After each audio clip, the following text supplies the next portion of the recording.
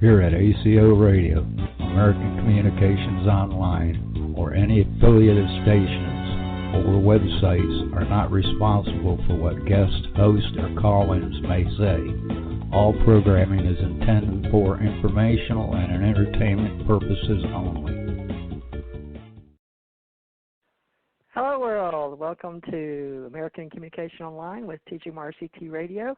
Welcome aboard all you ground troops spinning around smartly on the planet and all those off planet. We address universal life in the cosmos, the reality that we are all aliens. Alien civilizations exist, and we go with the entire cosmos out there. That we represent the cosmos connection, so we're real excited to share with you our ACO UFO Association. We're combining our ACO Association and our UFO Association.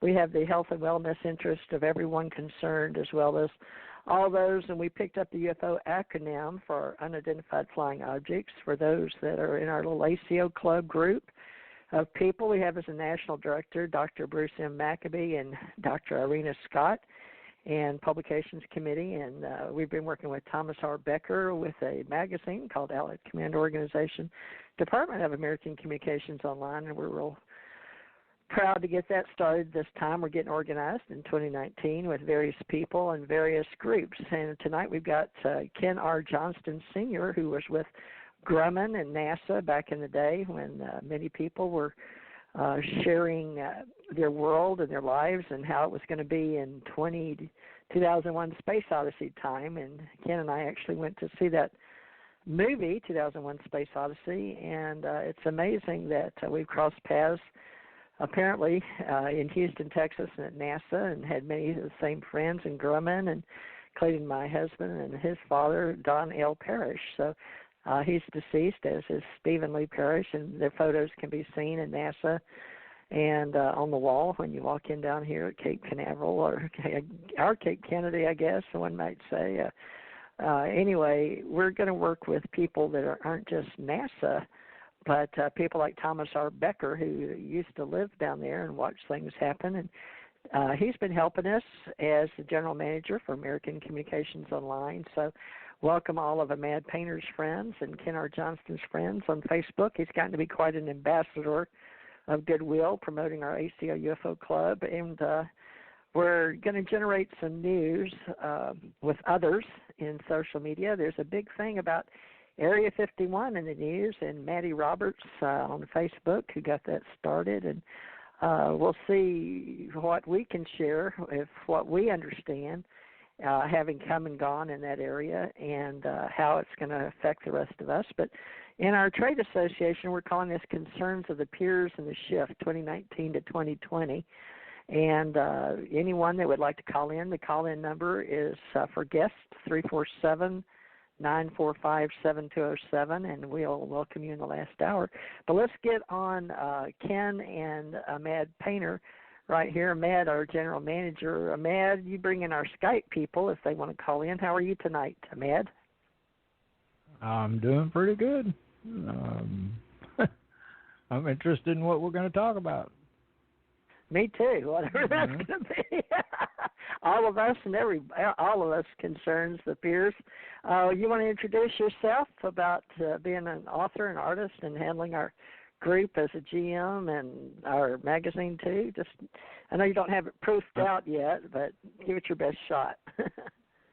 Well, yeah, I'm still working out the bugs in the magazine. It's the second edition will be out next month. So the first edition was just a test run to see how it would work, and I'm getting it together. It's going to be more of a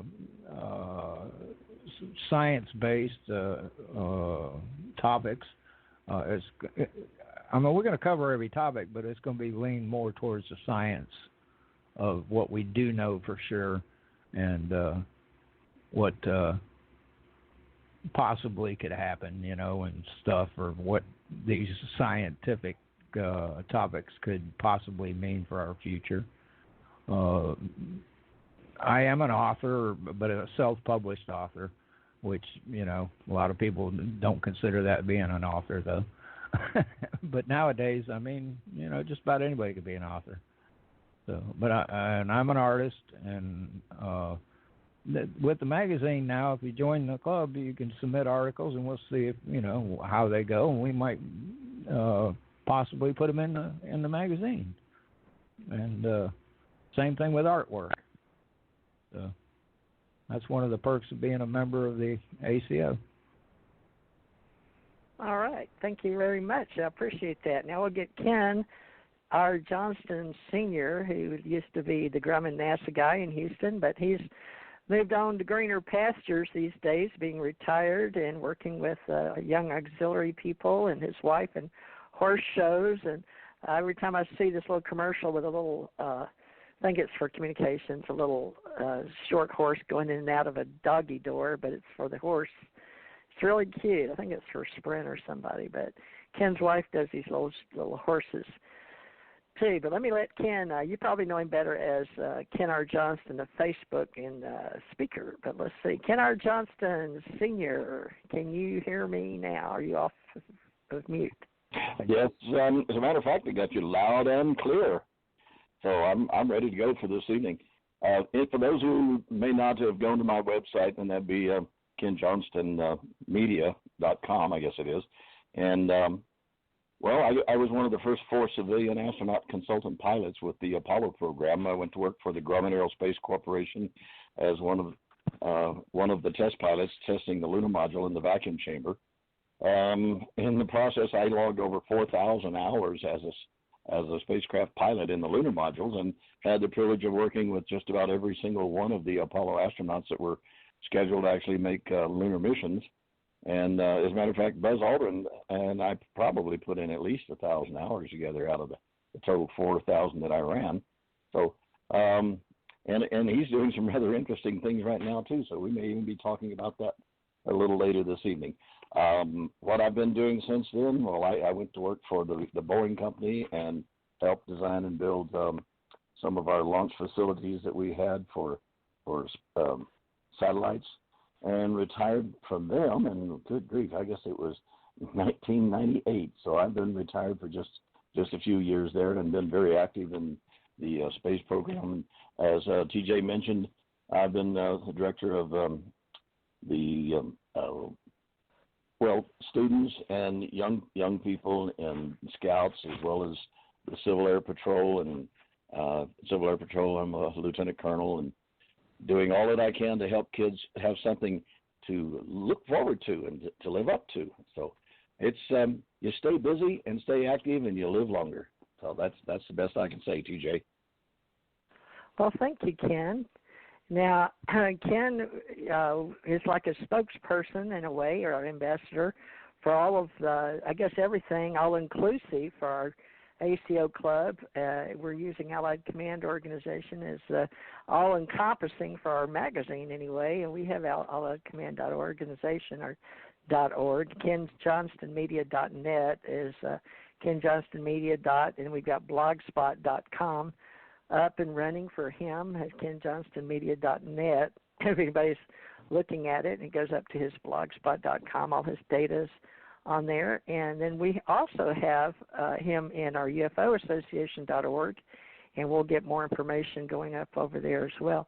Now, tonight, a lot of people are going to be tuning in because they want to know what is up with all of our people in our organization and the people that we promote, mostly spokespeople that have bona fide books out there and authors like Dr. Bruce Maccabee, Ph.D. He's been on our show several times. He's our national director for both. And yes, what do I have to do exactly? But I guess he just has to be Dr. Bruce Maccabee.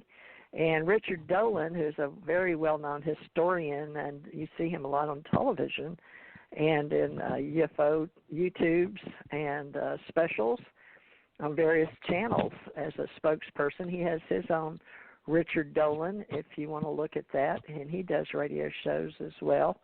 And let me look up and see Richard Dolan. I believe it's richarddolan.com, and I've contributed a little bit here and there to some of his YouTubes.